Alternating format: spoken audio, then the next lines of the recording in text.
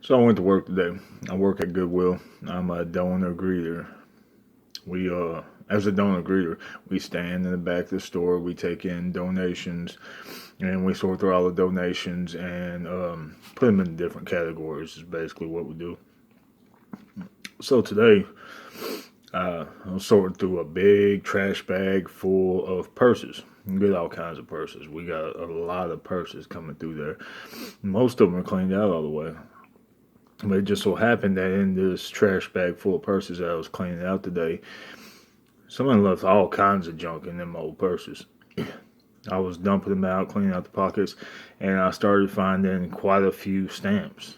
There was quite a bit of stamps. And so the first thing that dawned on me is that people normally don't leave stamps behind. Now, I got a history of incarceration, and so I see stamps as a currency, a medium of exchange, regardless. So I'm already eyeballing these stamps, stamps, money, money, stamps. So look, I'm eyeballing these stamps, and I'm not really thinking about keeping these stamps. That's not happening. But either way, I'm watching currency fall out of these purses.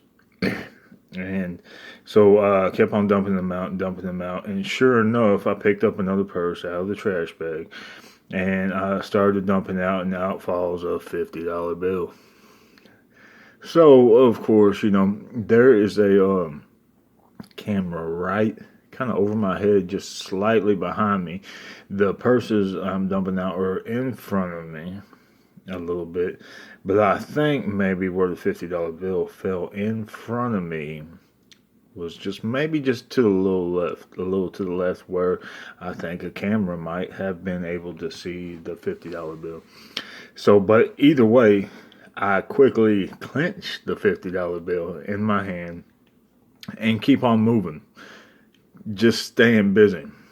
Now I got a problem. Now I got a decision to make.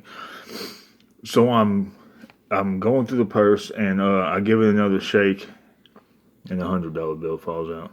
And not only does a $100 bill fall out, but it's it's got a little bit of thickness to the stack, right? So I immediately snatched that up. Now I done got momentum. The $50 bill got me started. The $100 bill really got me going. Now I got them both clenched in the same hand, and I'm just moving aimlessly, moving to stay busy. Can't focus on nothing but the $100 bills clenched in my hand. So I'm moving around, and coworkers are moving all around me, and they're kind of talking or whatever. I'm no longer in the conversation. I ain't there no more. I'm in the middle of this clenched fist of $100 bills. That's the only place I am. And so I'm pretty certain that I'm gonna keep these $100 bills. It's just I know there's probably more than one. I need it real bad right now. I got all kinds of legal problems. Got a lot of catching up to do. I spend all my time chasing money. My drive is for financial incentive, and I take a lot of pride in it. So about 5 to 10 minutes in this, I done stuck him in my pocket. I came close to one of my coworkers, and I had my fence clenched, and I decided, you gotta put them in your pocket. Whatever you do, we need time to think about it. Without a doubt, we need time to think about it. So it didn't take me long at all to realize one thing. My core values are as an investor.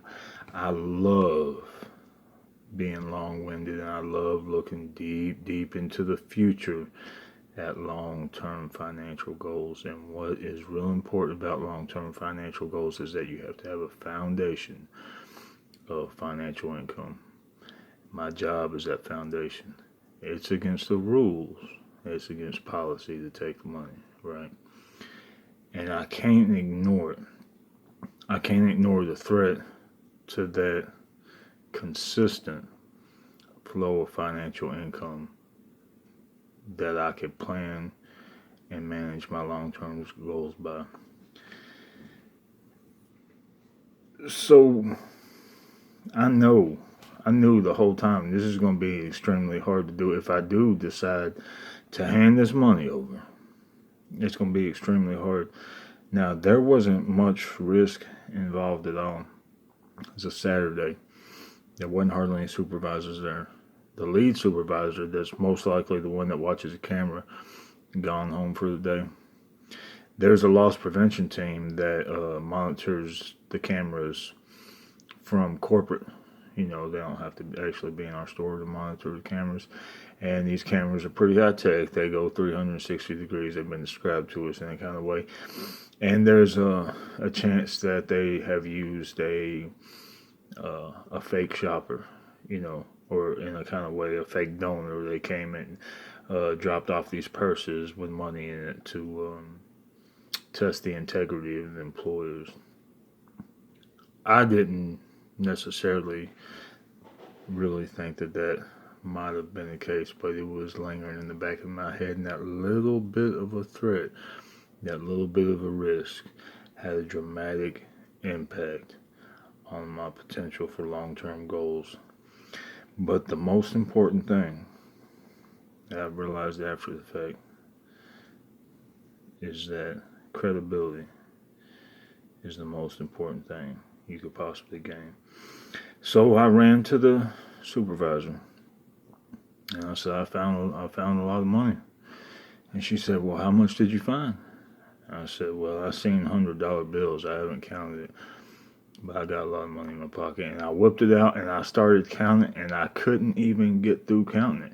Once I got to $300 or $400, I wadded it up and shoved it in her hand. I almost threw it at her. You know, I just. And she counted, and that was like $550, you know, that I gave her. And I almost got all worked up about it. I had to go stand by the door, you know, keep from getting emotional about it, that sort of thing. Not used to doing that. So, but what I realized in the aftermath, I'm glad that I gained credibility. This morning I woke up